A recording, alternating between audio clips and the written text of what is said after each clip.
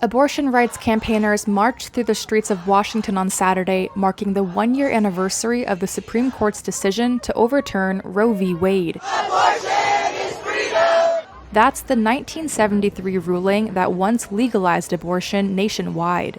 Celeste Helm was among those heading to the country's top court in protest. It's blatantly discriminatory because women from the middle class up will be able to afford to go seek out an abortion. That's a given.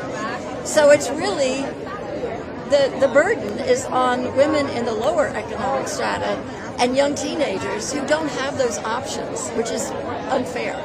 Last year's ruling allowed states to ban abortion care for the first time in nearly 50 years. Conservative states have passed a flood of legislation to restrict the procedure, while others have moved to protect abortion access.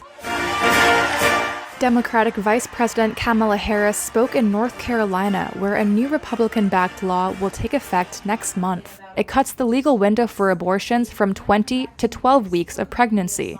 She called for national legislation to protect abortion rights. All of us are now called upon to advance the promise of freedom, including the freedom of every woman to make decisions about her own body, not the government telling her what to do.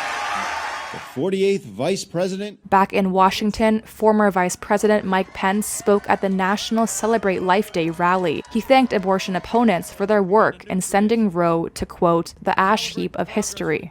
We will never rest and never relent until we restore the sanctity of life to the center of American law in every state in the land. So help me God. 14 states have implemented a near-total abortion ban in the past year, even as opinion polls show a majority of Americans want abortion legal in all or most states. The issue is expected to remain central in next year's congressional and presidential races, as activists on both sides use the first anniversary to mobilize their base.